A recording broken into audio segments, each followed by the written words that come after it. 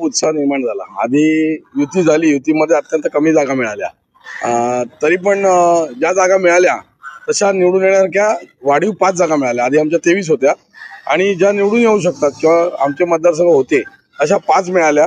त्या 5च्या 5 आम्ही एक्स्ट्रा निवडून आल्या आणि आमच्या 28 जागा एकूण आता आलेल्या आहेत। आणि त्याच्यात गंमत अशी झाली आहे की निवडणुकीपूर्वी आम्ही घोषणा देत होतो चप्पा भाजपा वगैरे, नंतर युती झाली आणि एकदमच कमी जागा आल्या, त्यामुळे थोडासा विरस झाल्यासारखं वाटलं। पण नंतर आमच्या लक्षात आलं की खरोखर चप्पा झालेला आहे, कारण ठाण्याची 2 टोकं आहेत, एक दिवाशीळ आहे आणि दुसरं ओळ आहे वडवली, कासार वडवली।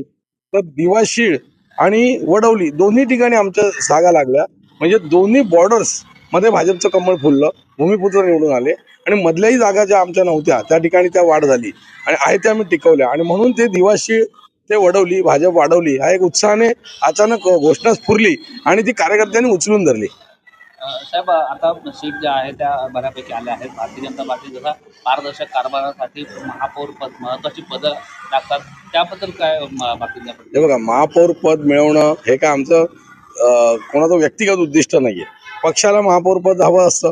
आता आम्ही युतीत लढल्यामुळे आमच्या जागा मोजक्या आहेत, त्यांचं स्वतःचं संख्याबळ पूर्ण आलेलं आहे आणि त्यामुळे माझं असं वाटतं की सर्वांनी सामोपचाराने विचार करून सत्तेचा सहभाग सर्वांना दिला पाहिजे। कारण आम्ही निवडणूक पूर्व युती केली आहे, सत्ता आलेली आहे ती युती म्हणून आलेली आहे, त्याचा सारासार विचार करून यथोचित सन्मान भारतीय जनता पार्टीचा ठेवला गेला पाहिजे, ही माझी अध्यक्ष म्हणून अपेक्षा आहे। या उपर जे काही निर्णय आहेत ते वरिष्ठ पातळीवर सर्व ठिकाणच्या युत्या गृहीत धरून घेतले जातील। साहेब, तिसऱ्यांदा आपण अध्यक्ष झालात आणि पुन्हा एकदा भारतीय जनता पार्टी पक्षामध्ये वाढ झाली, एक लकी अध्यक्ष म्हणून देखील चर्चा होते। काय खरी गोष्ट आहे, काही माझ्या एकट्यामुळे काही होत नसतं। मी तर एक साधा कार्यकर्ता आहे, मला फक्त अध्यक्षपदाचा मान मिळतो, पण मी तिसऱ्यांदा अध्यक्ष झालो आणि खरोखर 2012, 2017 आणि 2026 4, 8, 23 आणि आता त्याच्या 28 असा जो प्रगतीचा आलेख झाला तो माझ्या दृष्टीने मी अत्यंत भाग्यवान आहे की मला लकी अध्यक्ष उल्लेख करता तो खरा वाटतोय आणि मला त्याचा आनंद पण मिळतोय।